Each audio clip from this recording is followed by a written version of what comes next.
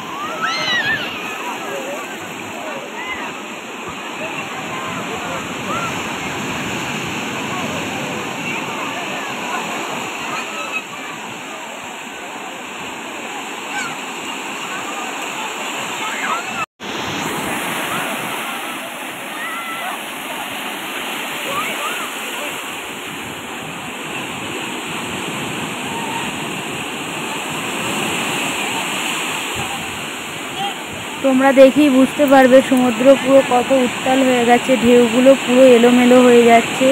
সবাই দেখো, 2 দিন ধরে নেমেছিলাম, কত দূর পর্যন্ত সবাই ঢেউ খেতে যাচ্ছিলো। আজকে দেখো নামতেই দিচ্ছে না, তো যখনই নামছে আবার ওরা হুইসেল বাজিয়ে সব ডেকে নিচ্ছে।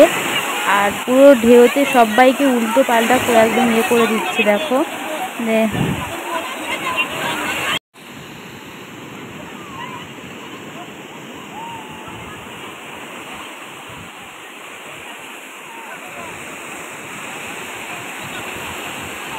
এইখানটা দেখো বন্ধুরা, আমার বোনকে বলছি, বোনি তুই যাস নি, দেখো আমার কথা শুনলো না, কিন্তু সমুদ্র ওকে পুরো আমার কাছেই ডেকে নিয়ে চলে এলো। দেখো, দেখেছো, ওকে আমার কাছেই ফেরত দিল। ওকে বারণ করলাম যে যাবি না, তো মনটা প্রচুর খারাপ লাগছিল। আমার জন্য নয়, দেখছি কেউ নামতে পারছে না। দেখো সমুদ্রে কেউ নামবে না, কিন্তু 2 দিন হলো মাঝ সমুদ্রে সবাই চলে যাচ্ছিল। এমন ঢেউ আসছে, আছাড় দিয়ে উল্টো পাল্টা ঢেউ, তো যার জন্য কাউকে নামতে দেয়নি। তো কি আর করা যাবে বলো বন্ধুরা, শেষ দিন আজকে, মানে পুরী সমুদ্রে স্নান করার শেষ দিন। এবার আমরা সবাই বাড়ি চলে যাব বিকেলের পর। তো তোমাদের সঙ্গে না শেয়ার করলে তো হয় না। আর যারা নতুন আছো তারা আমার পাশে থেকো, আমাকে একটু ভালোবাসা দিও। তোমাদের জন্যই হয়তো আমি অনেকটা এগিয়েছি, আরও এগিয়ে যেতে চাই বন্ধুরা।